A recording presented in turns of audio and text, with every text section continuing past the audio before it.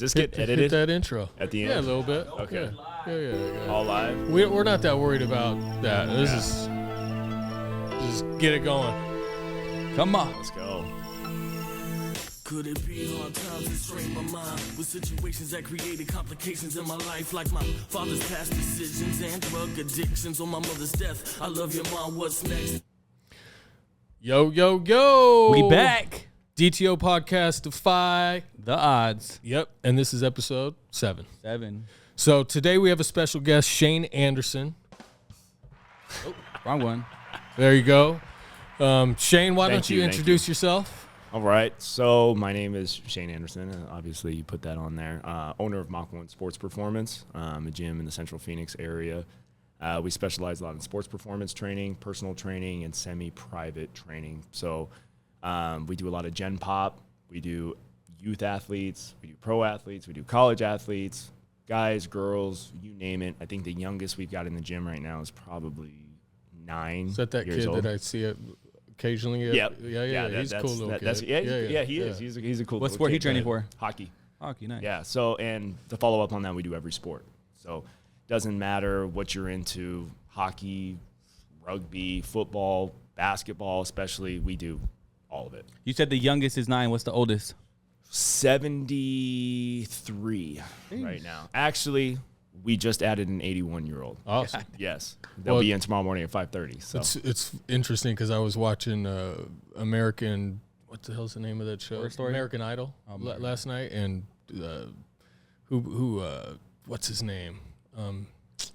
like the singing show. Yeah, American the Idol? singing show. And Simon Cowell, he's still on it? No, Smokey Robinson Okay. performed. And he's like 83. I looked it up. I'm like, how old is this guy? You still got it? Still got it. Of course. Bro. Yeah, still got You it. don't lose that stuff.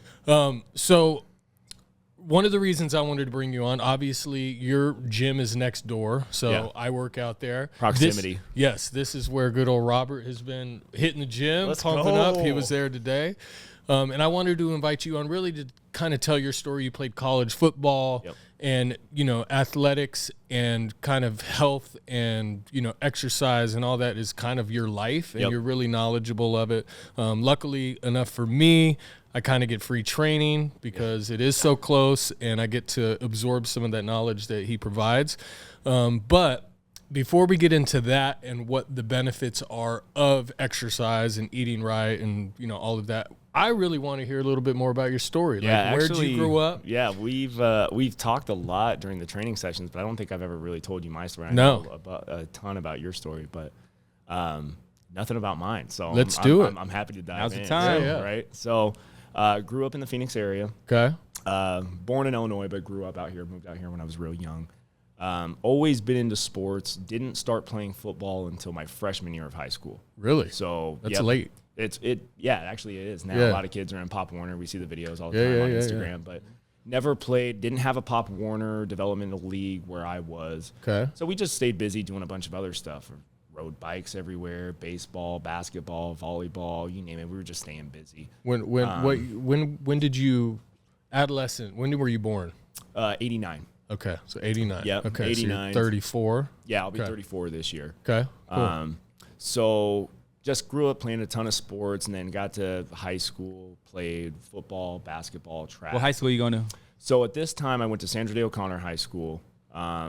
Played all 3 sports there. I didn't finish there, though. So I ended up transferring schools basically for football because it started to get serious. So played all 3 sports there. Started working with a strength and conditioning guy. He was a trainer locally in the area. His name was Alex Semenik. Lives in Vegas now. Awesome dude. Took me under his wing. How'd you meet him? So this is a great story too. So we met him through my dad was working at a company he had a buddy of his at Computer Associates that he was working with, and he was a coach at Saguaro High School, which is Okay. the one I ended up transferring to. So they knew each other from work, and he had sons that were the same age as me. And so I had actually torn my hamstring going into my sophomore year. I wasn't really looking to play, was really battling back to try to come back and make the team. And so my dad's friend had said, hey, look, if your kid is good and he's battling back from hamstring, he's got to go see my boy Al. That's where my kids train. You got to go see him. So I went over there. He got me with the right people, started some strength and conditioning, started working some nutrition into I was like 14 years old at the time, into my body. I had no idea what I was doing. I was skinny fat when I showed up. I was like 150 pounds, probably 13% body fat, just skinny little shit. Showed up, and he started working on my hamstring, testing my flexibility, my mobility. I thought he was going to pop my hamstring just working on it while I was there after it was already there. So, but got with him. He got my hamstring back really fast, was able to play after, I think I only missed 3 games my sophomore year. Were you playing varsity as sophomore? Yes. Okay. Yeah, so sophomore What I was position? playing varsity. I was playing receiver. Receiver, okay. Yep. I got 1 game on varsity as a freshman, and then sophomore year was full varsity. Came back relatively early, and then once I finished that season, I started the off-season program with him. Once I got to that off-season program, I went from 155 to 185. That's a big jump. It's a big jump, yeah. But also got faster and leaner in the process, which is like unheard of. Not many people gain 30 pounds, can move better, are leaner, and just overall function better. My mobility was better, my flexibility was better. So had a great junior year because of that. That's when I started to get recruited. We trained for this thing. It was really popular at the time. It was the Nike Spark Camp. So what they did is they invited a bunch of high school kids to these selected camps all over the country, and the one we went to was at Stanford. And what Nike did, it was sick. They bring a bunch of high-level recruits in, and they put you through this combine. It's like the NFL combine, but for high school kids. You bench 185 as many times as you can. You run a 40. You do your 5-10-5. And they come up with whatever algorithm they have. They create a score, and at that time, I broke the record for the score. So I had the all-time Spark record in high school. I don't know if anybody ended up breaking it, but so he just trained me. It took me to a whole nother level. And then going into my senior year, I went from 185 to 205.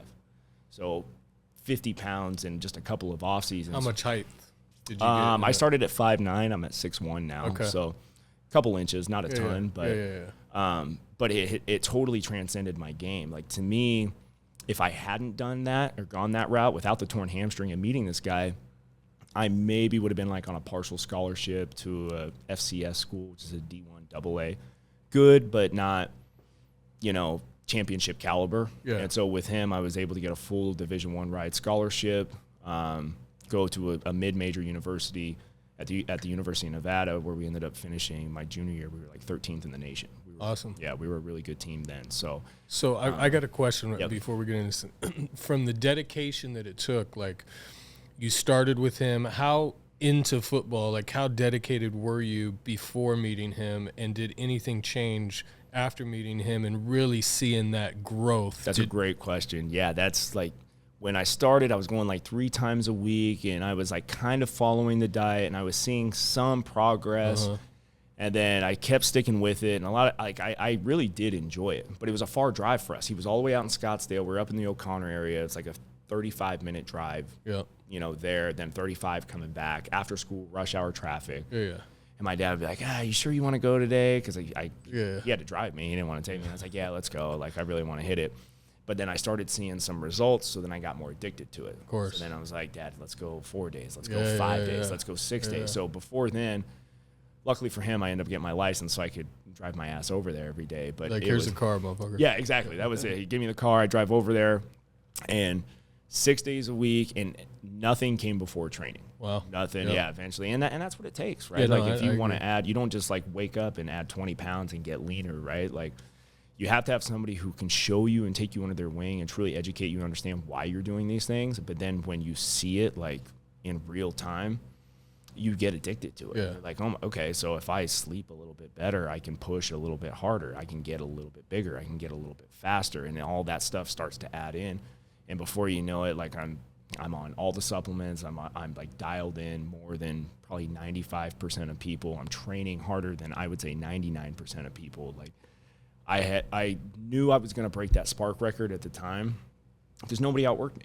I knew that at the time. Nobody trained harder than I did. Nobody put the time in. It was not like in a conceited way, but I deserved it. Yeah. I knew it. I had put the work Well, in. and like, you have obviously some athletic ability. yeah, and there's some athletic ability there too. So, Yeah. but it was dope once you break the record. Nike, we went as a group, and Nike was like, okay, you guys broke the record. Like, when's your guys' flight leave? We want to talk to you guys. They brought us in took us into like the Stanford Nike headquarters. We tried on all these new shoes. We tried on all these new cleats, stuff that they were prototyping and hadn't put out yet.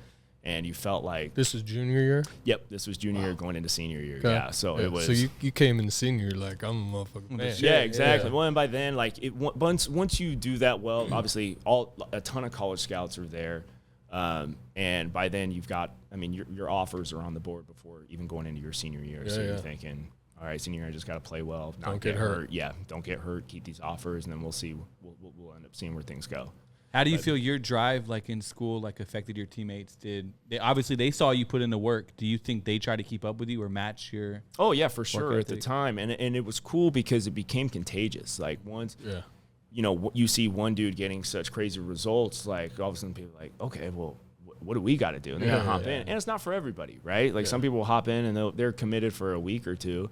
But you got to do it day in and day out on the days you don't want to. But it's a grind. It's a grind, yeah. No, it's not easy, but I don't know. It's just you got to be off a little bit. You got to enjoy like getting beat down, being exhausted, and just like but rising up and getting better. Yeah. You're gonna wake up. You're gonna be fine. You're gonna recover. Yeah, you may feel sore, but you just got to get up and keep moving. Be comfortable being uncomfortable. That's exactly what it is. But then like, well, what's uncomfortable? Not getting recruited or like being beat down after a workout?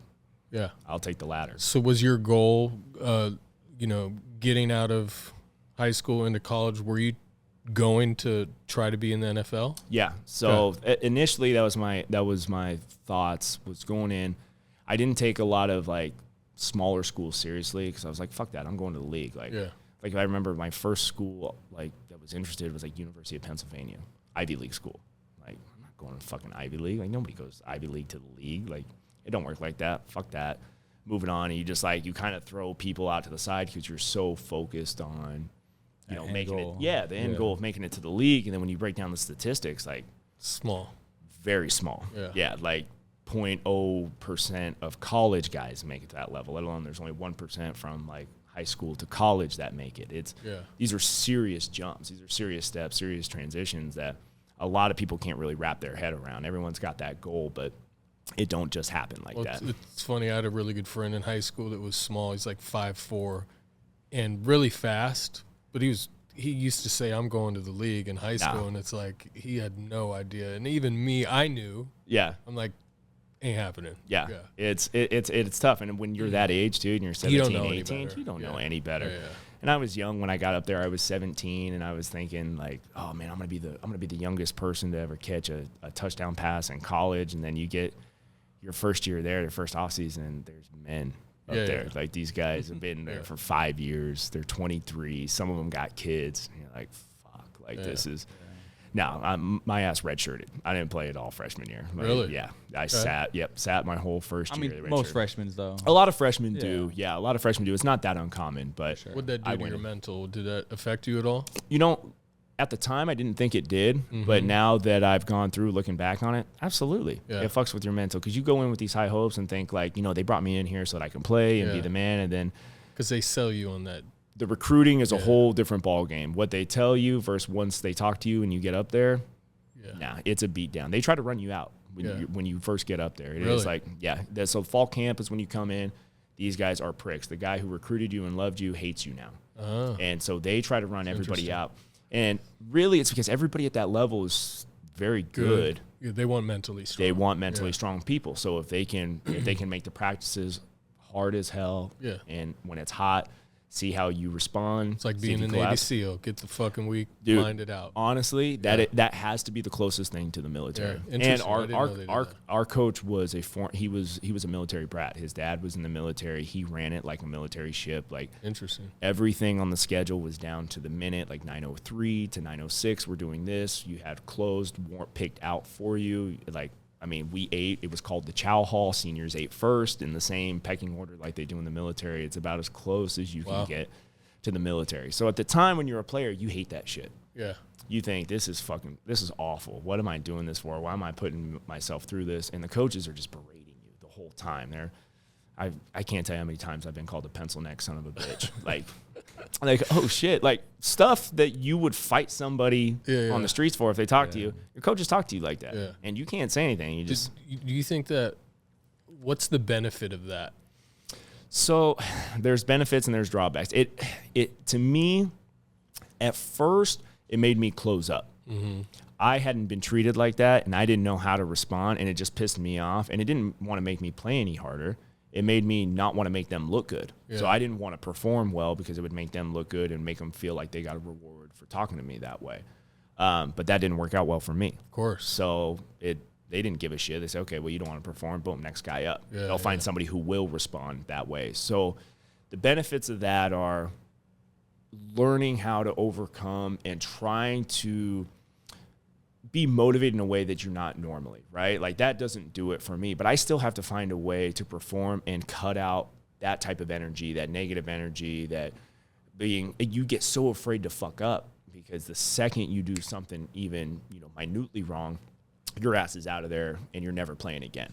So yeah, like seriously. So so you get up there and you're like, fuck, I really hope I'm doing the right thing. The play calls are, they're complicated and they change on the fly. If you screw up one thing, you're out. So you learn how to not make mistakes. You learn how to be more perfect. But you also find ways to be like, you know what, like I can just tune these guys out. I have to keep pushing forward. I have to keep getting better. I have to keep grinding. And if it makes them look better, so be it. But this is what I need to do in order to survive and ultimately be successful. And it took me a couple of years to figure that out. I had a serious rebellion phase, like my first 2 years. Again, like we had talked, my redshirt year, it was super mental for me. Like, I didn't practice that hard. So I was like, what the fuck? Like, I'm not playing. Were you still training as a receiver? Yes, I was still playing receiver, but I was on scout team, so I was going against first team defense. But I was like, I mean, what do I need to go hard for? Like, if I go too hard, I make them look bad, and they don't want that. So you kind of have to play at like 80 to 90%. And I got bored. Like, so I found myself like, yeah, I'd get through practice, but it was like, all right, what are we doing after practice? We're going out. What are we doing? Team's traveling. We're not traveling. Like, let's go out. Let's find the party. Let's go have some fun. Let's go blow off some steam because you're getting screamed at all day. You're not playing. You got to have fun somewhere. Yeah. So that's where I started to divert my attention. And it took a couple of years before I realized, like, okay, you got to just put that shit aside. Like, the alternative is worse. How far away was your college from the Strip? Very far. So Reno is actually like further west geographically than LA. So it's up by Lake Tahoe. Yeah, so I didn't know the college was in. I thought it was closer. I don't know. Oh, the UNLV? Yeah. No, UNLV is our rival. They didn't beat us 1 year I was there. Just want to put that out there, by the way. Yeah, we smacked UNLV. We hung. But that's the college that's right next to the Strip, kind of, right? Yeah, UNLV. Okay, UNLV is by the Strip. They're our in-state rivals, so we would play them, and you get you get your break after every practice. Exactly, it's like the state champs. And Nevada's neat because at the time they didn't have a pro team, so if you won the rivalry, you were the best team in the state. Gotcha. So you always had bragging rights. So for sure. Yeah. But that was, so Nevada took me a couple of years to really figure it out. I started figuring it out my junior year and senior year. I started to have some success there. I was playing a lot as a junior, played a lot as a senior, and then was able to actually get some looks going forward for the NFL. Went to minicamp with the Tampa Bay Buccaneers, was cut shortly after, moved back home. Packers had reached out, said, hey, are you still trying to play? And at that point, I just didn't love the game that much. I had already been through it. I had survived. The last helmet I put on was a Tampa Bay Buccaneer helmet. That was good enough for me. I was saying, okay, I'm out. I don't really want to play at this level. I want to help guys play at this level. When did you make that mental decision? Obviously, you were thinking about it prior to that. When did you start realizing that, hey man, I kind of want to help train and I want to get into this industry? So that started for me a little bit in college. Okay. So I got my health science degree, which kind of allows you to, like, I was in with a lot of like the PT students, the nursing students. But I didn't want to be a nurse, and I thought about doing like physical therapy, and then I worked in a PT clinic and I wanted to blow my brains out because you don't so fucking boring. You don't work with hardly any athletes. Like, think old ladies who fell down and hurt their hip, can barely move. Think workers' comp guys who are in no rush to get back to work because they're trying to milk that insurance. Like, there's no motivated people in the physical therapy space. So I forget how many hours I did. And I was like, all right, fuck this. I'm not doing that either. I'd rather make sure people don't have to go to therapy and do more of the strength and conditioning side and help people out. But I figured it would help my pedigree if I got to that level and could say, like, look, I've been here. Trust me. I know the way. I know how to get there.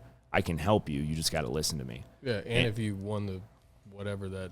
Oh yeah, the Spark rating. That was and say I'll have that forever. But it was it all kind of culminated, having that guy take me under his wing and kind of changing my trajectory of my athletic career. And I thought, well, like, fuck, if he can help me with it, why can't I pass those same principles on?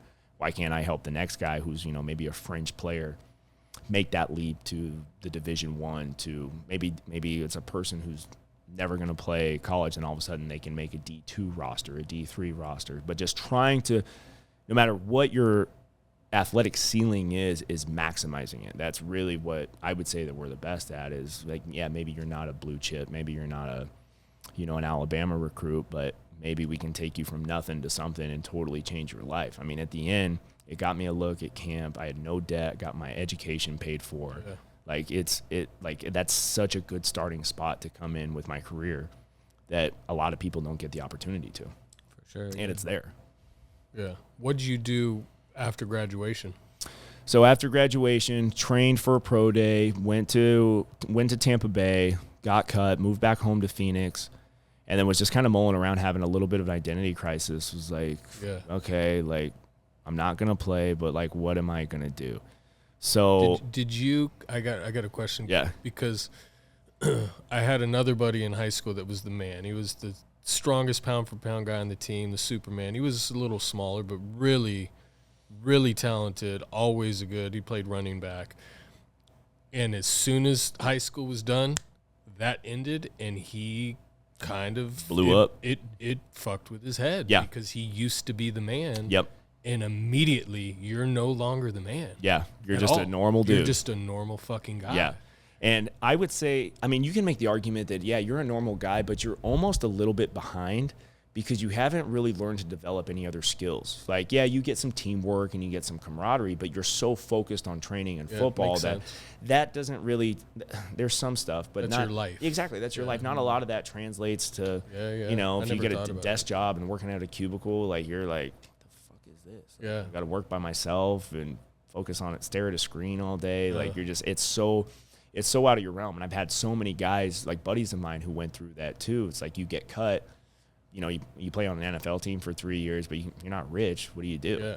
Yeah. Like, what do you do? Yeah, what do you do? And then the job that you just had has no correlation to the career field you're looking at unless you somehow decide to stay in sports and coach or broadcast or do whatever. But there's a serious identity crisis that goes on with that. And you just kind of like sit there and feel sorry for yourself. And then you realize, like, okay, I got to pick this shit up. I got to get moving. How much of that did you experience after getting out of college and, doing the day? It was a good amount, I'd say, for the first like month or two coming out. Cause then there's like it's like a breakup, right? You got to you got to compartmentalize and be like, okay, this is done. Like, this what is am I doing? done. I'm backing away. This is it. Like, time to like get over that and then transition and move on to something else. And so I was living at home with my parents, like, which is also weird if you've lived 4 or 5 years without them. All of a sudden you move back in and you're thinking, I was a college football stud and now just living at home with my parents trying to figure shit out. Like, it's how like long were you with the Buccaneers for, though? Before you got cut? So I never even made it to a preseason game. It was like a cup of coffee and then you're out. Like, that was it. And so it was, to me at the time, I just didn't really think I was that good. I didn't have a ton of confidence. I had probably had 6 concussions from college that were documented, let alone the other ones that you try to hide. So I was beat up. I had a shoulder surgery in college too. Like, I've been through the ringer, and I just didn't love the game that much and didn't have a ton of confidence. But I did know that, like, I had my degree. I had it, and I knew I wasn't a numbnuts. Like, I know what I'm doing. I'm not one of those dudes who needs to like try to hang on to the league because if I don't do it, I have nothing else. Like, I had confidence that I could like help other people. I could adjust well to a work setting without really, with minor struggle. So I was able to use that. I was hanging out at home, and oddly enough, like, a cousin was like, hey, my friend is the strength and conditioning coach at ASU. Have you thought about just reaching out to them? It's like, nah, I haven't actually, but I'll give them a shot. Threw out an email just seeing if they were looking for help. emailed me back like 2 hours later. It's like, yeah, can you come in tomorrow morning? It's like, okay, that was quick. Yeah, for sure. So went out there and then hopped in on the sports performance program at ASU, which was actually awesome. Like, I thought I just wanted to work with football. They used me in wrestling, men's and women's swim and dive, football, like just a bunch of different track and field, like a bunch of sports that I really hadn't been exposed to. And again, I'd been in my football world for 5 years. Like, that was a whole different category for me that I hadn't had any experience in. And it was really cool because those guys would travel for the football games. But how they work it is the staff, like the head football staff, there's usually about 5 guys. But each one of those 5 guys is responsible for the strength and conditioning of the other teams. So they work with football mainly, but like, maybe the lowest assistant is working with the wrestling team. Gotcha. Well, if they're on the road for an ASU football game, who's going to take the wrestling team on a Friday? I got to do it. That's cool. So all of a sudden you start leading groups, you start connecting with the wrestlers, you start connecting with the swim and dive players. Like, you really get into it. How did the strength and conditioning vary from sport to sport? Ooh, that's a really good question. It's, at the end of the day, like, everybody wants to improve most of the same athletic capacities, right? Like, they all want to be stronger. They want to be a little bit more explosive. Yeah. Yep, a little bit faster. But like, I use wrestling, for example. Like, wrestling, I love training those guys because they expect to get beat down. Yeah. And part of being a good wrestler is being able to tolerate the shittiest of stuff. Yeah, wrestlers are tough. Wrestlers are really tough. And the ASU wrestling team was no joke. I think they had a national champion at the time when we were working with them. So we would just come in there and we would do like some really smart training with them. Like, we'd make them more explosive, but we could also like have free reign. The coaches would be like, do whatever you want, just fuck them up. Like, so we would literally, I remember sitting with the strength and conditioning coach, and we would just sit there and be like, all right, what is the shittiest stuff you've ever done, and how can we make that worse? So we came up with a whole like regimen, a whole training, like it was a hell week for them of all the shittiest stuff we've ever done as athletes. Here you go. Yeah. Full circle. Exactly. Full circle. And then throw it all into one workout. It's not just like the shittiest thing you've done from one workout, but throw it all together, as many as you can do, and then do it all in one workout. And these guys just ate it up. Yeah. They loved it. So there's different. And now you go to a swim and dive team that's like men's and women's, you're not doing that. Yeah, like there's still a lot of the same capacities, right? Like, they still want to be more explosive. Like, even just a jump off the board, if you can get a little bit more distance there, you get the head start. Like, and then having like obviously being better pulling power to swim through the water. Like, that's why they all have good lats. Yeah, their backs are very strong. So you kind of take the sport how it is, and then focus on certain muscle groups or muscle systems that get more work from their sport, and make sure that those are dialed in correctly. So that's kind of how you change. Like swim and dive, like max strength doesn't really matter, right? Like, and you want to be it's thin. More endurance, and you want to be thin, you want to be slender. The football team has to be, I mean, like, fuck, if you can't squat 600 pounds, like, you can't block anybody. You're gonna get pushed out of the way. So you have to be strong. You have to be able to run. So there's a lot of different qualities about each sport. And so a lot of the stuff is the same. It's just, playing with the integrations, like how volume do you use? Like, obviously way more squats for football than there is for swim. More endurance there, less reps for football. And so it's just trying to mimic, their sport. So if they're swimming for 2,000 meters, you want them slender, you want their endurance good, you want them lean, you want them, as opposed to a football lineman's just got to be huge, and he's got to be strong at all costs. How long did you do that for? So I was at ASU for, I want to say, made it like 7 or 8 months. Okay. And then there was another fork in the road. So it's like, we were doing a good job, things were going well, and then usually at that stage what they do is they offer you like a grad assistant position. So how much are you making when you started? Shit. Like, you're making maybe $2,000 a month. Okay. If that. Not much. Yeah, not much at all. Yeah. But they pay you in knowledge, right? So you're working with staff, you're football only, you're traveling. So I got an offer to go to Akron, Ohio. Okay. I had 4 days notice. So I had to move from here, and this is in January. Yeah. So I'm looking cold around, as shit. Cold as shit. And I'm talking to, they're like, we put the recommendation for you. You got the job. Like, you got to go. I'm like, fucking 4 days. Like, what do I do with all my stuff? Where am I going to stay? Like, I don't have a house. I'm not enrolling classes. Like, all this. Or like you just figured out like coach has a couch for you to sleep on in the football facility. You can just stay there. What? Like sleeping on a couch, like going out to Akron, like I don't know. It just didn't really like add up to me. I was like, it didn't seem that good. They're like, you got to go. You got to take this great opportunity. I'm like, sleeping on a couch in Akron and getting a master's like doesn't sound that great to me. And plus, when you work at the team level too, like seeing the back end of it, it's not as glorious as you think it is. Oh, I'm sure. Because you get guys who are studs, right? Like ASU's got some dogs. Like they come in. If they don't want to fucking train that day, they're going to make sure they're not training that day. I mean, we had players literally fight strength and conditioning coaches because they didn't want to squat that day. And yeah, it was on the program, but like, you look at that and you're like, I'm not interested. I'm not trying to fight players. I'm trying to help players. I don't want to be the dude that they resent. Like, I want to be the dude that they want to come to for help. Yeah. I don't want to fight guys. If they don't want to be there, I don't want to be there. Yeah. I agree. So coming from, training with a private guy and then seeing, the school side, the backside, private seemed more my style. Oh. I wanted to work with guys who were looking for extra work, were hungry, that were committed and wanted to do it. I didn't want to try and force somebody to squat. And plus a lot of those guys are such genetic freaks anyway. Like your training doesn't really affect them.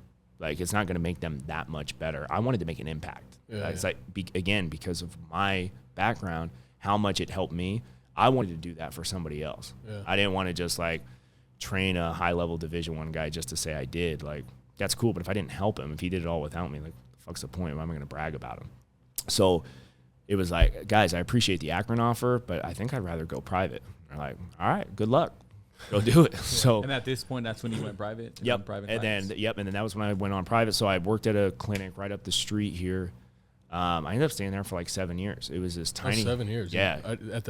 At the PT Yep, spot? at the PT spot. I didn't know you were there that long. Yeah, I was there for a long time. That's so we came in. It was a super small spot. It was 1,200 square feet. They were going under, and just started hustling. Just started working. Just handing out what I knew and trying to help people out. And then we started getting some business, and then we grew that to 2,400 square feet, and then bumped that up to 3,000 square feet. And we just slowly started getting more and more people and started making a name for ourselves in this area. What percentage was PT versus actual training?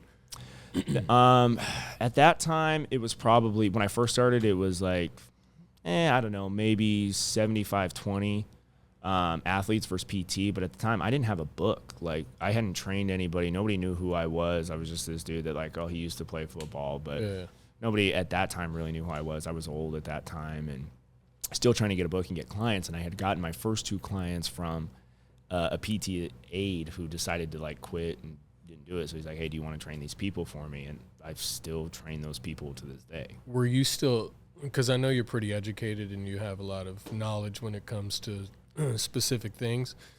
Were you studying during that time that you were working at the PT spot, or did you already know this? How did that's a great question. Education? It's all about continued education. Okay. The shit I learned in college, I go back and look at my notes from exercise phys, and I'm like, this is absolute dog shit. Yeah, it's absolute bullshit. None of the fucking reps and percentages even make sense. You physically can't even do those. So I'm like, I can't believe we were really learning that in college. And then you go through, so I reconnected with the guy who trained me in high school, and I remember that he had a mentor here that he had worked with, so I reached out to him, started picking up some education, and the guy who even coached him ended up being in my opinion, probably the best strength and conditioning coach of all time. He has Olympic medalists in 23 different sports, which is unreal. Well, on that note, you used to Olympic weightlift too. Yeah, I did do that. Yeah, that was a stint. So that was when I was down at ASU. I was working with these guys, and they were huge Olympic weightlifters, coaching style wise. Okay.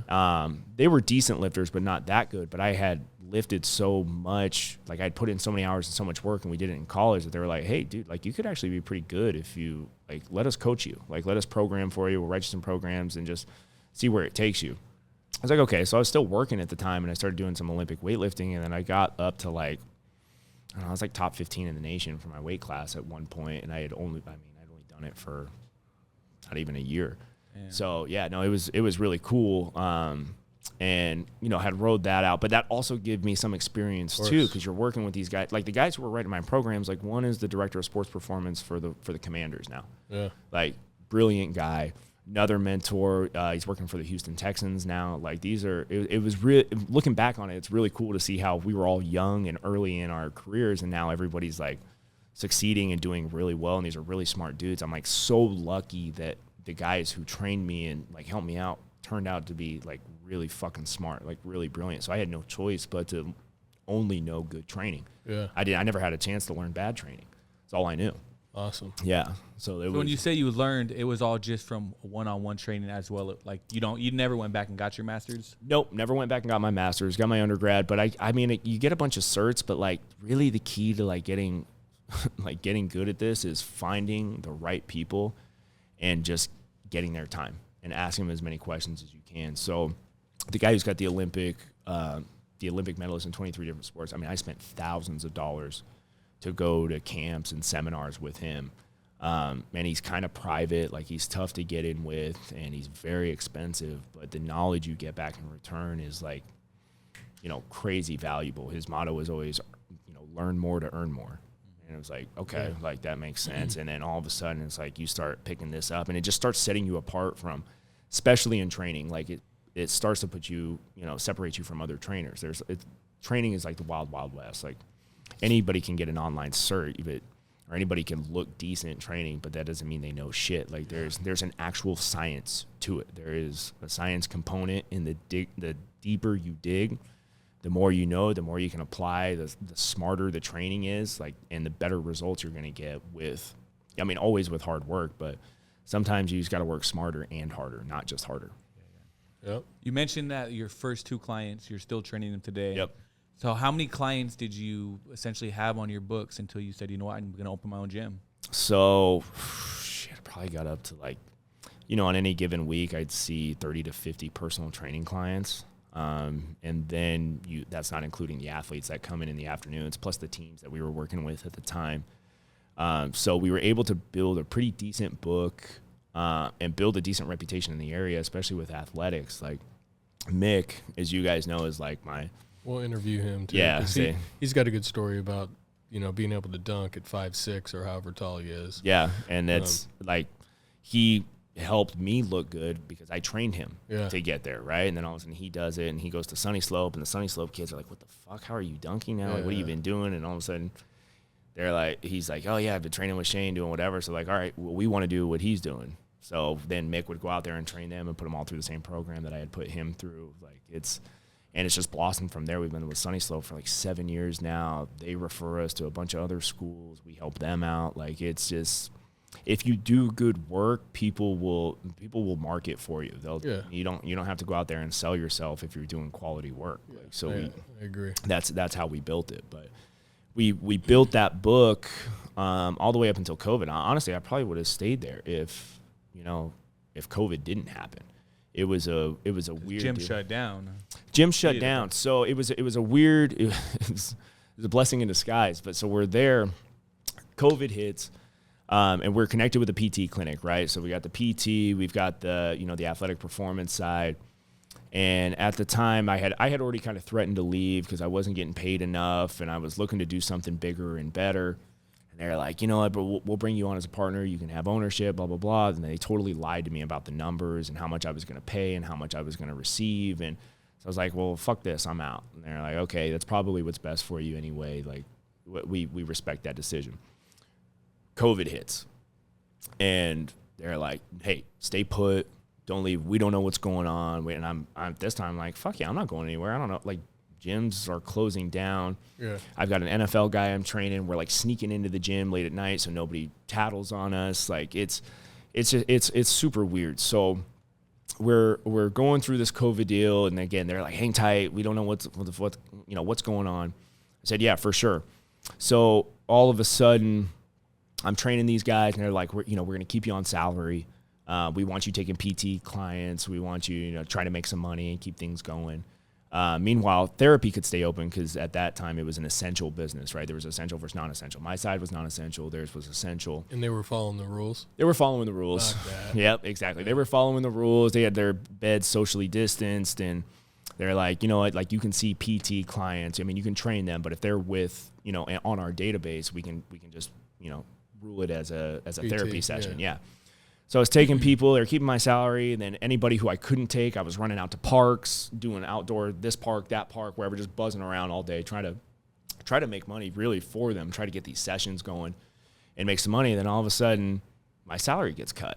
I'm like, oh, okay, I guess that's how it is now.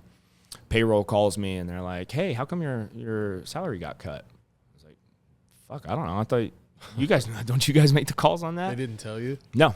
Not a word. And so what I had found out is that the clinic director who owned that PT clinic and part of my sports performance side, who I thought I was tight with, just decided that I was making too much money at the time and just cut my salary and made me go to an hourly wage, didn't say anything, didn't do anything, just like, and this is a guy that came to my wedding. Like, That's I thought crazy. It was nuts, dude. Is that the guy that you looked at the space with? Yeah. Oh, yeah, wow. that was him. Yeah, like, dude, we used to be tight. Like, I thought it was like the next big thing. So he, meanwhile, my wife's 8 months pregnant. So was my this insurance is through the company? When you looked at the space, had that happened yet? No, that had not happened yet. We were tight. That was when I had threatened to, like, hey, if we don't do something bigger, like, I'm gonna bounce out. And they're like, yeah, let's do it. Let's get something bigger. Let's do some PT. Let's do some sports performance. We'll look at it for it.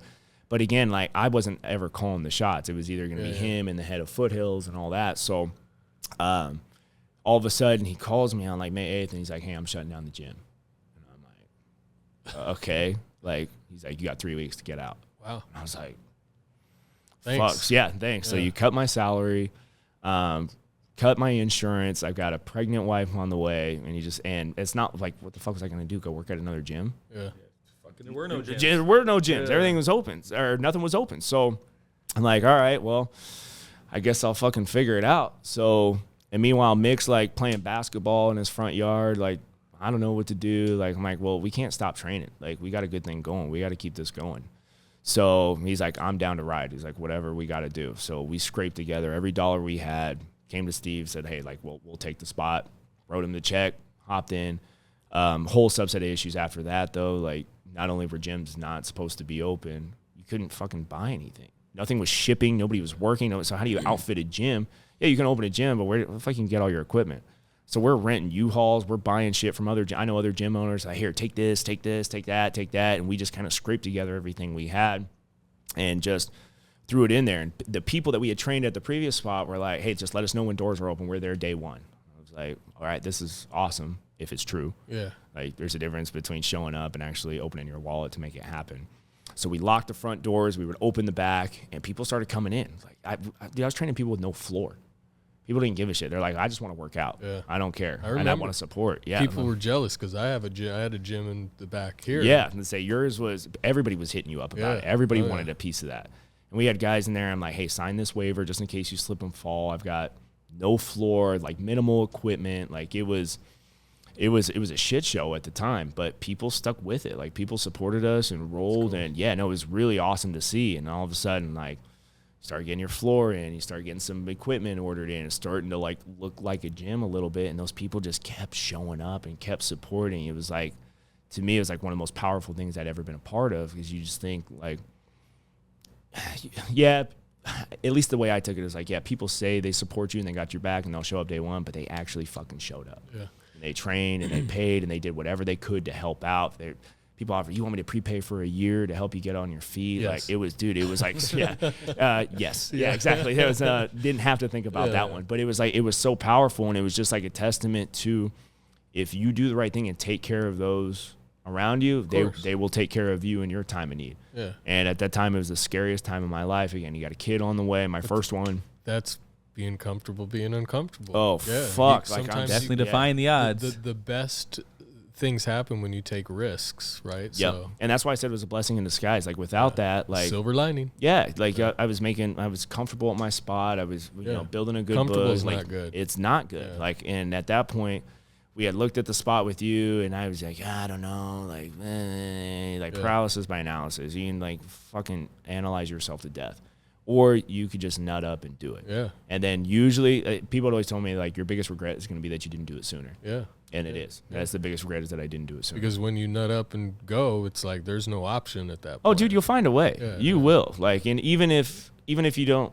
let's say you start plan A maybe plan A doesn't work. It'll lead you to a plan B where you're going to go somewhere. Maybe that wasn't the idea, but it led you to another one that allowed you to be successful. Like you're, as long as you keep pushing forward, but that's kind of what it forces you to do. That's where a lot of people fuck up, is that they don't start. They don't start. Yeah, they don't take that first step. And eventually it's like the treadmill. You take that first step, you're going to keep up. You'll keep going, but you just got to fucking hop on.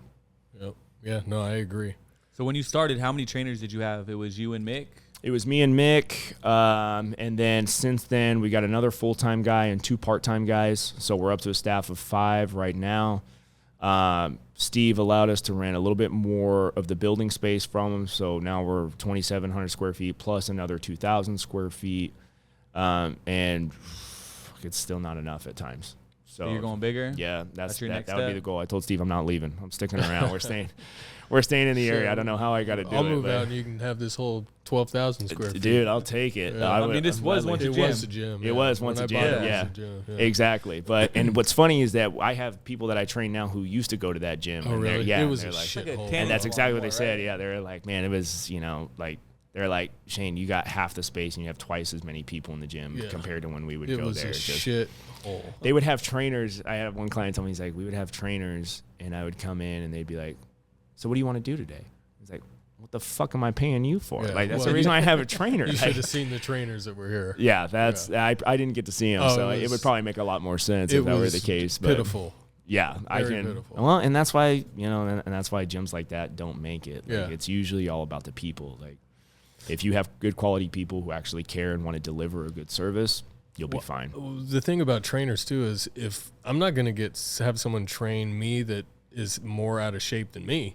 Yeah, Right. I see You those gotta all the look time. better than me. That drives me nuts. And shame on you if you want to pick somebody who does that. Yeah. But I always use the metaphor. It's like, well, would you go to a doctor who smokes? Yeah. Like, he's going to give you health advice or she's going to give you health advice, but they're sitting there lighting up cigarettes. Like, no, it's the same. Like, why would you take advice from a fat trainer? So this is a perfect segue because I did want to get into the benefits of exercise. Yeah. Mental, physical. All of it. Yeah, and I know this Hey, I just started and mentally, it's kicking my ass. See, so It's kicking mentally, my ass. it's kicking your ass. But you got to think about what's going on in the back end of that too, right? Yeah. Like, you're stretching your limits. You're now improving your bandwidth to handle stress. Like, now the normal daily stress isn't going to fuck you up as much because you're used to your normal daily stress plus a physical stress. Yeah. You improve your bandwidth. Shit that sucks doesn't suck as much anymore, right? Because you get used to it. You get resilient. You build resiliency through putting yourself through these orchestrated stresses. And mentally, it gives you more confidence. You know you can handle more. You know you can tolerate more. Shit doesn't fuck you up like it would somebody else. You don't get as mad easily. You don't get as triggered easily. Like, it doesn't induce that same amount of anxiety. Yeah, one of the things that I noticed, so ever since I got married, I hurt my shoulder, obviously, and I haven't been at the gym, and I felt depressed. Yeah. Like, I really didn't feel good. And then in the last, month, my shoulder's been in a position where I've been able to work out, and I feel like a totally different person. It's so crazy. And there's actually science behind that. So there's a certain neurotoxin in the brain that if you don't work out, it can trigger feelings of depression and anxiety. But when you go through, I think she said like 45 to 60 minutes of intense aerobic exercise, that neurotoxin gets converted to something else and it goes away. So it doesn't create these depression and anxiety symptoms. So a lot of time there is like a neurotoxin that's But is going that for in. someone who's constantly works out, then they stop, or just the average person? Just the average person. So we all have it. Everybody can have this neurotoxin, but through working out and making it an intense workout, not just like a walk for like 45 minutes, but pushing your limits and getting a good solid workout in, you can actually stop that neurotoxin from converting into a depression or anxiety symptom. Yeah, so so- actually by science, it makes you less depressed. So do you feel, what have you noticed? How many times have you worked out since you started? Like 8 maybe? I mean, I don't know how many weeks. This is like the 7th podcast. I feel like I'm doing at least 2 times a week, sometimes 4 times a week, sometimes 3. It really all depends if like I'm in town or not. Sure. But yeah, I mean, I feel like I've been doing it consistently almost every single day. I mean, So- more than Akil wasn't there today, so I didn't see no, Akil. actually, did he? I think Nah, he did he pop in. No, he didn't wasn't. show up. That was yesterday that he Yeah. popped his head in. So we do need to talk about that because we've been bashing him every episode. We did get Akil in the gym. He might have been like There we 3 go. times. Woo! Yeah. So it's a start. Shout out But to Kilo. talking about a trend now, like really in the past, it's really been me working out in our office for Resjuvenator. Yep. We did have somebody that worked out. He didn't really work out the best, but he did work out previously. What was who am I talking? What's his name? Our videographer. Connor. Connor. Yeah. Oh yeah, He would work out, but Yeah. now we got you in there. We got me in Kilo. there. We got Kilo, and we we got have Nick and Jordan's in there. and Jordan. Oh, Jordan's been in there. She's Jordan consistent. is consistent, consistent. She's yeah. good. She's in there like every morning. Yeah, Like and early. 6:45. Yeah, 6:45 in the morning, yeah. getting her shit done. I'm proud of her for sure. Yeah, no, she's made some serious progress Yeah, I too over agree. the last year, 2 years. She looks Question great. for you though, just kind of off the topic, because I see you training with Steve almost every single day. Yep. And so you're not necessarily training him, like you're training yourself too. Like you're doing all the workouts. You do that with all your No. clients. Hell no. I was about to say there's So it'd be there's impossible. it would be impossible. Well, plus too, like Steve's legit. Like Steve can Yeah. fucking train, so he can do virtually the same program I can do. The stuff I can do is like, I mean, not to sound cocky, but it's like pretty intense. Like when we get after it, we get after it. Like it's not a bullshit hour. Like And he wants me to work out with you guys. yeah, No, I mean, but you could do it just Yeah. less weight. you could.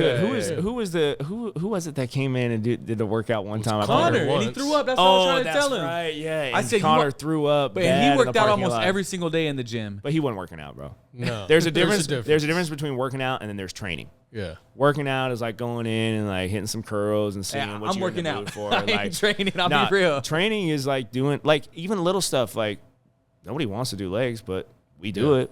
yeah. We did it today. Like that shit sucks. Legs is. Yeah, legs is mandatory. But if you just are training by yourself and you're like, I don't feel like hitting legs today, it's Or really you easy do to just one or two sets. you do one or two sets and then you feel before. good about yourself. That doesn't do anything. And Yeah, it makes you weaker we'll mentally let and you- physically. Hey, We'll don't let say you- that, man. We'll Don't let say that. you. We'll let you get a little bit more acclimated to it, and then you can come work out For with sure. us. Someday. Yeah. No, you'll get there, pretty boy. But it's not. Yeah, like I'll hop in with Steve, and Steve's like, yeah, you can hop in on my session. It used to not be like that. I didn't want to intrude on Steve's session. I wanted him to train. I wanted him to get his results from it. And then Steve was like, I was missing my workouts. There was a point in time where I was working out like maybe once a week. It was just trying to stack as many clients as you could, barely eat. Well, and just trying working to make out money. with somebody is so much better. Yeah. Like even better than getting trained. Like because you guys are stronger than me, so it's like, man, I want to. I'm not going to catch up. up, but Yeah. I wanna want. catch up and I'm going to keep up. push myself a little bit harder than I would. Always. Yeah. And I think if you're with a partner or with a group even, and you see guys like, yeah, maybe you're not as strong as them, but you see them like trying to push themselves and Yeah. go a little bit harder. Oh, And yeah. if you're just that dude who's like, And you get oh, a I'm just little- gonna stay the same, I'm good. Little Like, little healthy shit talk. yeah, exactly. Healthy shit talk. There's no Yeah. that shit. I told Mick he was fat today. I told him to put his shirt on. I was like, dude, you're fat. Don't fucking take your shirt off. Like Yeah.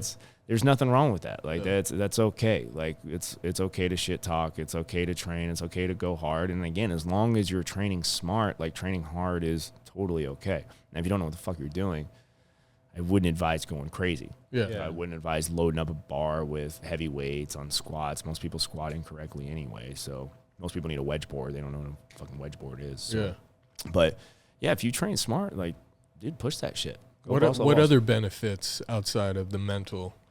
So I mean, obviously there's the physical component that goes Yeah. without saying. But I mean, it's not even about like getting jacked or there's a saying that I like to use is called like let movement be the medicine. Like a lot of times people will say, oh, I can't work out, like, you know, my knees ache or whatever, like, and it's like, well, you haven't been working out and your knees ache. Maybe you should try something Yeah. else and go the other way. My knees ache.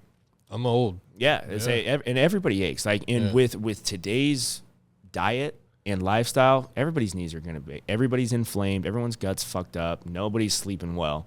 So yeah, those little aches and pains. Everyone's dehydrated. All those aches and pains are gonna come up. But if you actually focus on moving them through full ranges of motion, full depth squats, lunges, putting a calculated stress on the knee, all of a sudden your tendons get a little bit stronger. Your muscles actually get a little bit stronger. Your ligaments get a little bit stronger. All of a sudden, the range of motion. Otherwise, if you just sit at a desk all day, think of the range of motion you're getting. Oh. Nothing. Well, it's when it's Yeah, like you're when- like this. It's You're like this when I all day. wake up in the morning, my joints hurt, my ankles hurt, but once I get moving, that Yeah, stuff. you feel so much better. Yeah. So I think of it as like if you're sitting in a cubicle all day and you don't move, your body's just like collecting fuzz.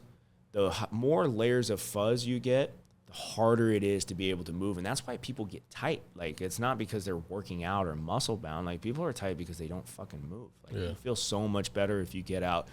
If you think about texting, being on a keyboard, look at where my posture is at just by doing that. My shoulders are up and rounded. My chest is hunched. I'm leaning over forward like this. Yeah.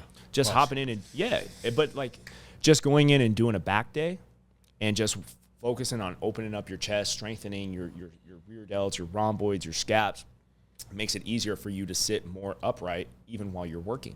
So now you're more likely to be working here, training your low back, training your glutes, getting yourself into these ranges of motion where you don't have to be a fucking bodybuilder. You don't have to be the strongest guy in the world, but just even doing these with body weight, you're going to get stronger. You're going to get better proprioception. You're going to get better stability. Like, you're going to be able to just move. And then all of a sudden when you're sitting down, like, things don't ache as much. That's one of the biggest things I get is people like, I'll train them, they're like, oh, I forgot about my shoulder pain. Like, that feels, what the hell? Wait, what shoulder was it again? Like, is if you do it smart, you can stay healthy and you'll feel a ton better. But so for somebody like him who's trying to work on his belly, how much is diet versus That was exercise? actually going to be my question, because you talk about sports training, just training, but I haven't heard you say much about diet. Just okay, yeah, so diet is 80%, 90%? Minimum. Yeah, minimum. Like, diet is a lot of it. And so, I mean, I don't think you can out-train a bad diet unless you're like one of those genetic freaks like Chad Johnson who could eat McDonald's every day and still be super skinny. But that is like the 0.0001% of the population. That's none of us. So nobody you'll run into can do that. But if you really want to see results and the body composition that you really want, it has to be like, you have to train and you have to eat right. And honestly, if you eat well enough, you don't have to train as hard. You don't have to kill yourself. Like, you can just get a good workout in, eat right, and you will see body composition changes. Now you all of a sudden you start ramping up the training really hard. It's a catch-22 because if you train really hard, and we've talked about this, Steve, you're hungrier, so your appetite goes through the roof. My most appetite has gone up quite a bit. Your appetite will go up, which is nothing wrong with, like, I mean, obviously your body's craving, it has higher energy output, so it wants more energy intake. But most people, when they're starving, they don't take the time to, chop up a salad or cook at home. It's, they eat whatever they can get their hands on first. Eat your child snacks. Taco Bell. Yep, exactly. Taco Bell, Cane's, like, you name it. And so that's not going to fly. So the quality of food is huge there. But if you're really looking for the body composition changes, diet has to be number one, has to be dialed in. Like, I mean, and some weight loss clients, the training I'll even keep very low level, and really the emphasis should be diet. Yeah. Yep. And So what's a basic diet plan look like for someone who's trying to cut some weight? I mean, chicken and broccoli for 2 weeks. I mean, 2 weeks. Rest of your life. Yeah, exactly. I mean, the rest of your life. I mean, really, everybody should be striving to eat whole foods. Yeah, clean. So, eating clean. So, I mean, now there's, you know what Whole Foods means? The grocery store? Whole No. Foods? The Whole Foods grocery store. No, because they got bad shit over there too. Yeah. But Whole Foods, I think of like protein sources. Okay, if it had Fish, chicken. If it had eyes, eat it. Yeah. So fish, chicken, bison, ground beef, anything. If it could swim, fly, run, it's good to eat. Fruits, vegetables. Yeah. If you stick to those, processed. Yeah, no process. No pasta? No pasta. Damn. I mean, you could eat pasta occasionally, but not. But see, like, if you're really trying to get there, like, I feel like you're like sabotaging. What about rice? Because not until you're lean. So you don't. So the meals, but you eat. I mean, you're lean, so I guess because I just ate one of the meal preps from today, and there was a bunch of rice in there. I ate it because I was hungry as fuck. But yeah, exactly. You're gonna eat that, and plus, like, I mean, there's so many details to it, but No beans? Nope. No beans. Damn. lentils, right? Yep, lentils, no lentils. Those are beans. Those, Oh, really? Yeah. They have protein in them, but they're high carbs. Okay. So no beans, no rice, My no girlfriend's gonna cereals, be no depressed once I pastas, tell her I can't eat no beans. no breads. Well, it's There's a lifestyle, and it depends on how bad you want it. Like I said, do you want to be a prize fighter, or do you want to be a backyard brawler? How skinny is a backyard brawler? Well, I mean, there ain't no money in backyard motherfuckers. brawling. But you also got to think, like, keep it big picture too. Like I work with people, I talk with people about this stuff, right? And they think that it's forever. It's not forever. It's just if you really want to get to a certain goal, like, this is the sacrifice it takes. I think of it like saving money, right? Like, if you're in a deficit, like if you're in the hole by $1,000 and you want to get back to zero, you're not spending it. You're not spending anything. Yeah. But if you're like eating a little bit of this, a little bit of there, analogy. that's a spend. That's a spend. Analogy. Yeah, like you've used all your spends. Yeah. All right, you've eaten enough Taco Bell to last you a while. You're gonna be okay. Like, you can eat whole foods. It's more of a mind thing. It's more of a craving. And there's always a protein test that I'll accompany with it. Like, if a piece of just shredded chicken doesn't sound good, you're having a craving. You're not actually hungry. So drink some water, shut the fuck up, and go sit down. And we probably got enough here. Really? You're not going to starve to death. You're going to be all right. I haven't. That's interesting. I've never looked at it like that. So if just a piece of chicken doesn't sound good, you're having a craving. Interesting. Yeah, and say, oh, that sounds good. You're not really hungry. You're just having a craving. That's Gotcha. just, yeah. You brought up water. How much of a dieting is consuming water? Water, I used to think was very like, hokey pokey, but there's actually some really good evidence to it. Dieting, especially, it's going to help. And I think a lot of people can cure cravings or like curb cravings by having balanced electrolytes and good hydration. A lot of people, when they do have these cravings for something sweet or something, savory or whatever, a lot of times it's because they are dehydrated and they're lacking some sort of mineral. And the first one to hit is sugar-free. Sure. No. 38 grams of carbs. 30, Can't drink that. Yeah, either. exactly. And look at the ingredient list on that. Hey, Yeah. we'll talk about that Yeah. after the podcast. Yeah, exactly. And so that's a whole other thing too. The ingredient list will ruin your thyroid and affect your metabolic rate and all that. But what were we saying Just about? drinking water in general. Yeah, drinking water in general. Actually, Steve and I just talked about this earlier. I think you should drink whatever your body weight is, half of that in ounces. It's an easy way to. So like a gallon a day, is that like a proven fact? That's a good number. Yeah, that's a good number, but you also a lot of fucking water. Depends on how. I mean, it's 4 of these. It's a lot of water, but when you read about the benefits, not only like body composition, when you read about the tissues in the body, how much of them are made up of water. I mean, you're 70% water. Brain fog, even more than that, I think. Yeah, I mean, it depends on how. Yeah, brain fog is one of them, but there's arguments for. I would say probably the minimum is 70%, but you're going to feel like if you're dehydrated, like you're not going to focus as well. Strength output is down, so you're not going to get as good of a workout, and you're going to feel achier. So all those knicks-knacks, whatever, sometimes people just come in with a little like extra knee pain and they don't really know why they didn't do anything. Shit, it can be dehydration. All of a sudden you step on top of your hydration and then overdo it, and then make sure you get your electrolytes balanced, you're eating a little bit better, and then you feel better. Then you can train and have a higher strength output. So hydration, I would say, is very important. Cool. Be my intention this week, I think. So on intentions, did you follow through with yours? What was my intention? Let me think about this. Oh, yeah. So I did meal prep, but I meal prep pasta. So I guess that shit don't count. Okay, but That's a start. Yeah, that's I a tried. I start. was like- So for anybody who's thinking about it out there, cooking at home is still going to be far better than eating out or grabbing food. Because they try to make it taste good. They don't give Exactly. a fuck what they put in Exactly. They try to make it purposely addictive so Yeah. you come back and spend more money, right? Yeah. But they use worse quality, higher portions Oil, of it. Yeah. The oils are terrible. The quality of the food is actually terrible. And they over salt, they over flavor everything, which is not good for you. Do you I like probably salt? did the same. Yeah. What kind of salt you use?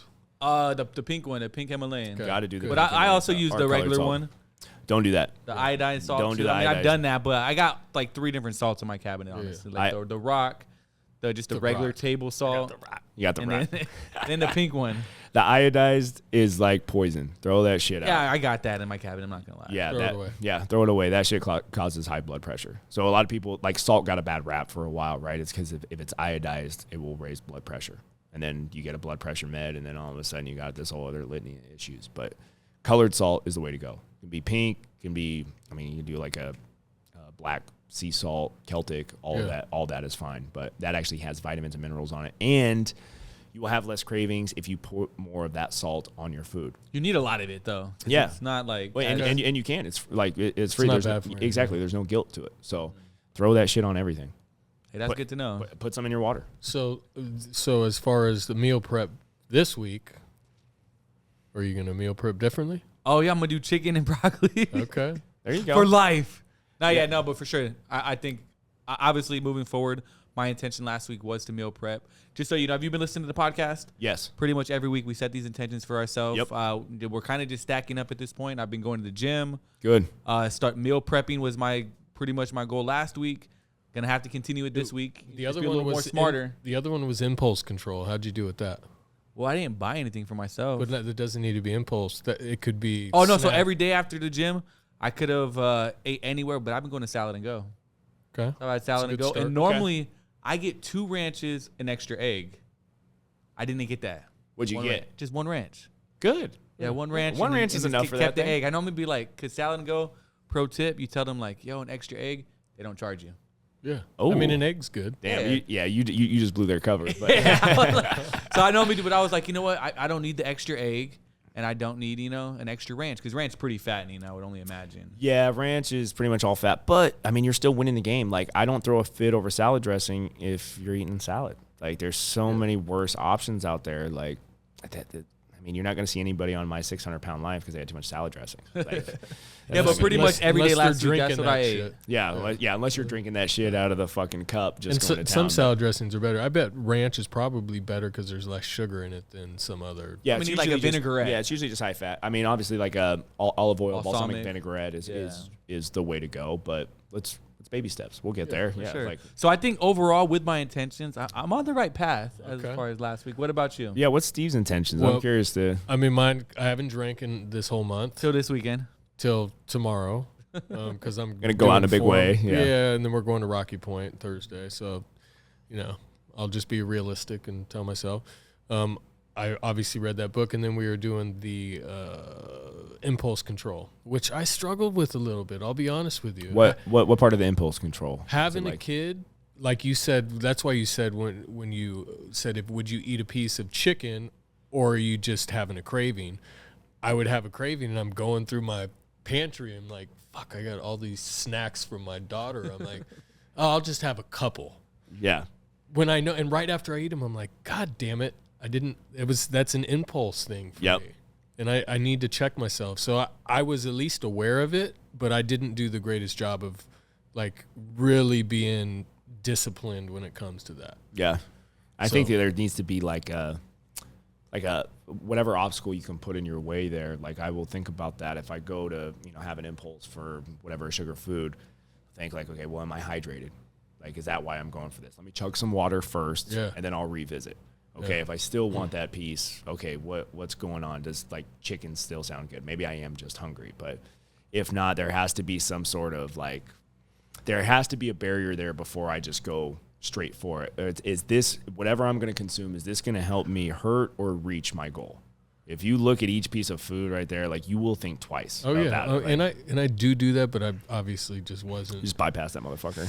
Yeah, it's just it's tough, but Especially you said you've been working out, so you're burning a lot more calories. You're just hungrier. I'm hungrier, but again, I have some goals that I'm trying to hit. So and I've done it before. I know I can do it. It's just it's challenging. He's hungry to reach his goals, not hungry for food. There's a There you go. difference in the hunger.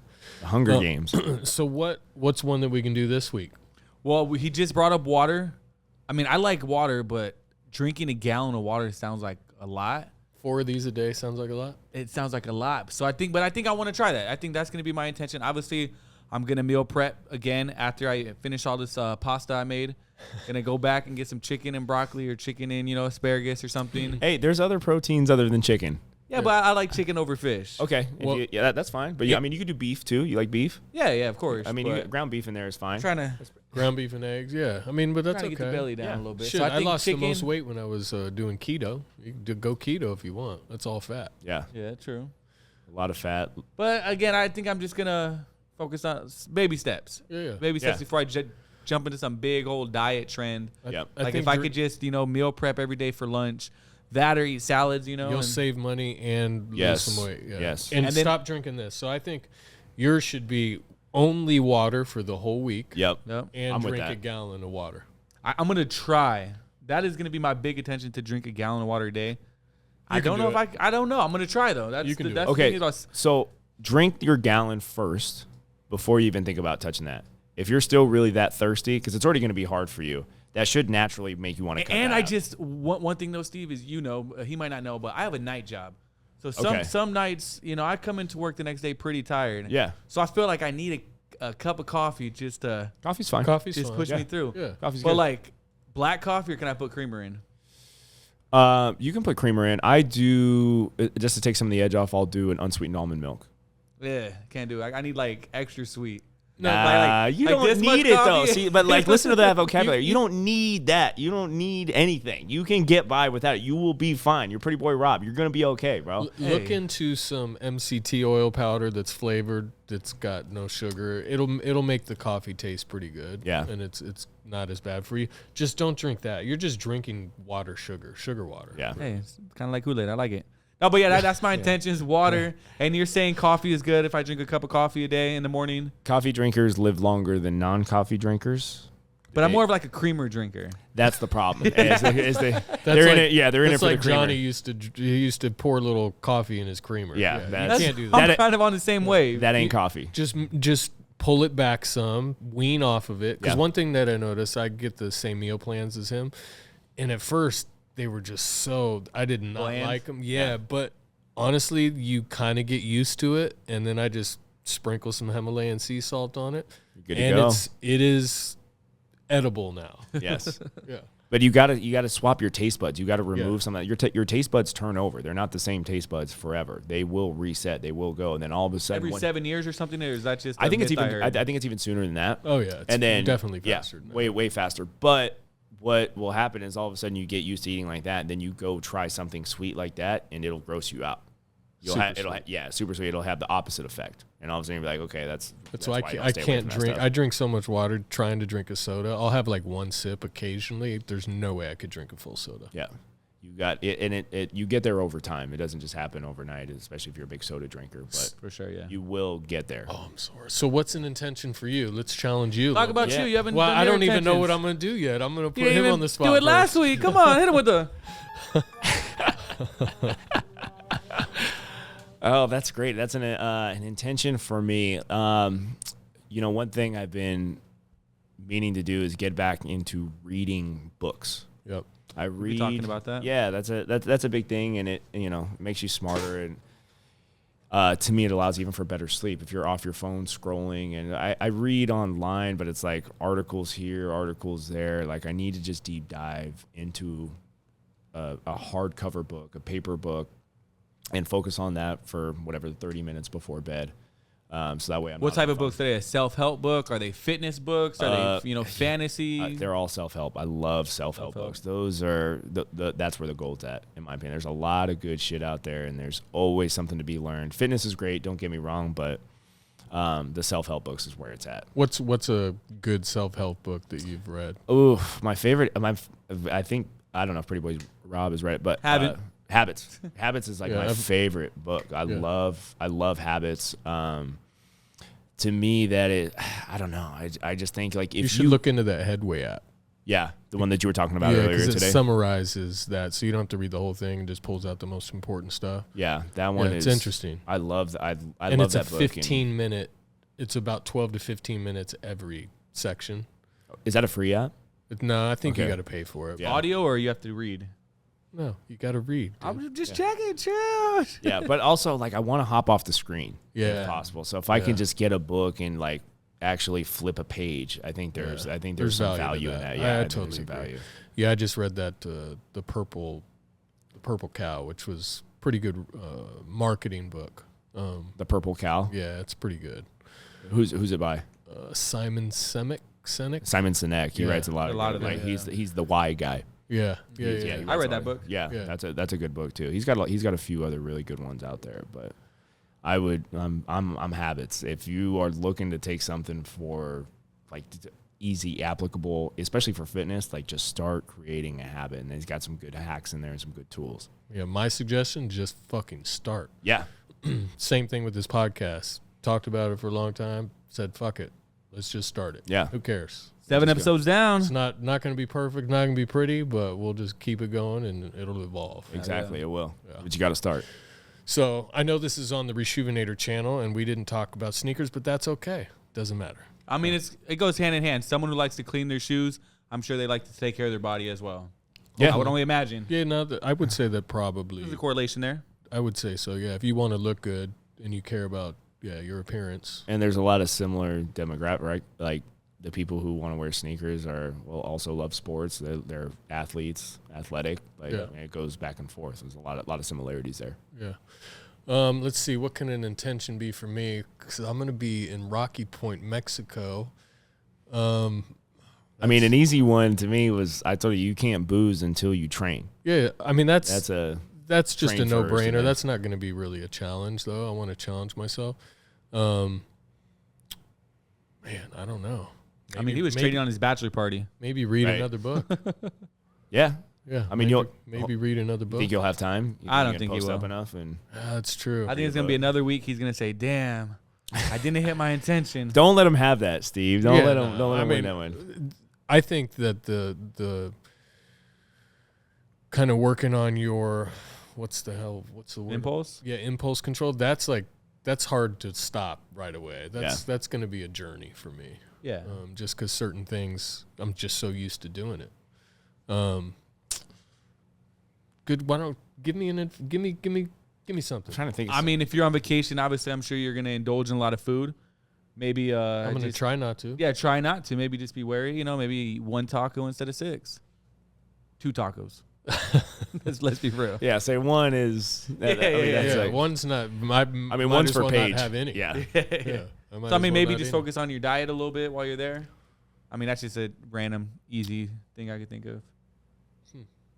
Yeah, some health stuff. Maybe some sleep. Maybe some hydration still there too. Like. Yeah, if you're gonna be drinking, stay hydrated. Yeah, I mean, I'm decent at that. I want to kind of challenge myself. Maybe the intention is just not to get too fucked up. That's an easy one. Yes, but what is too fucked up? Yeah. What is Yeah, He gonna be like, just, I'm not fucked up. Yeah, and everyone who's like, fucked up always says, I'm not fucked up. Yeah, I'm not. That's how you know they're fucked up. It's like, no, I'm not that fucked up. Like, okay, I know you're fucked up. Hell What does yeah. that mean? I mean, that could be. I mean, you could go the family route. Like, I don't know if there's anything I think about working out that'll be a good one. Working out while I'm out of town, because sometimes that is challenging. For sure, yeah. for travel, a lot of people just let it go, Yeah. but it needs to be a serious staple. So I went to Japan and I told Steve that was gonna be my intention. Oh yeah, I'm gonna work out in Japan. Fuck no. Actually didn't happen. I mean, you walk 30 miles. So. I walked a lot. But See, I'm a weirdo. I love that shit. I love to travel and check out other gyms. Like, I will base a hotel off of. Is it near a cool gym? Does it have a good gym? Yeah. I will look at Planet Fitness.